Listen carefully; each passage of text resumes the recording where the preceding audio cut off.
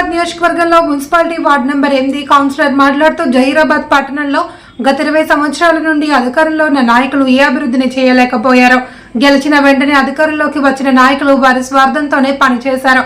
కానీ ప్రజల కోసం పనిచేసిన నాయకులు లేరు అని అన్నారు.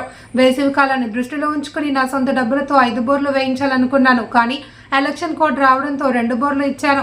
మున్సిపల్ అభివృద్ధికి నోచుకొని వార్డులో ఎన్నున్నాయి. కానీ అభివృద్ధికి ముందుకు రాని ప్రభుత్వం.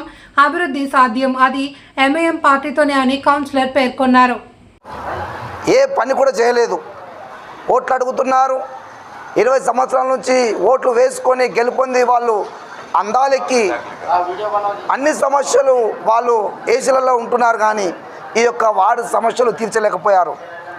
నేను వచ్చినప్పుడు ముఖ్యంగా నీళ్ళ సమస్య చాలా ఉన్నది.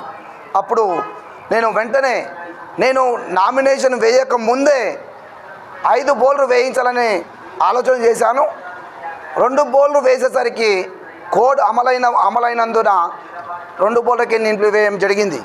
అట్లా ముందుకు వెళ్తున్నప్పుడు ఒక కుటుంబం 20 సంవత్సరాల నుంచి ఆ కుటుంబంలో బాత్రూమ్ కూడా లేదు. 20 మంది ఫ్యామిలీ ఉన్నారు, వాళ్ళు ఆడవాళ్ళు ఉన్నారు, చిన్నపిల్లలు ఉన్నారు. బాత్రూములు లేక జహీరాబాద్ మున్సిపాలిటీ పరిధిలో ఉన్నది అంటే ఈ యొక్క వ్యవస్థ ఎంత అధ్వానంగా తయారైంది మనం చూస్తున్నాం.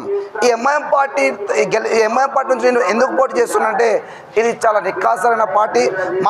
మాట చెప్తే మెడమ తిప్పని ఈ పార్టీ ఉన్నది కనుక నాకు ఇష్టమై ఈ పార్టీలో జాయిన్ అయ్యి ఇప్పుడు కౌన్సిలర్ గెలిచిన తర్వాత ప్రజల యొక్క సమస్యలు తీసి ప్రజలకు అండదండలుగా ఉండి ప్రతి సమస్యలో తోడుంటూ ఒక కుటుంబ సభ్యునిగా ప్రతి ఒక్క కుటుంబానికి ఇంటింటికి వెళ్ళి తలుపు తట్టి ప్రతి సమస్య తీరుస్తానని హామీ ఇస్తున్నాను.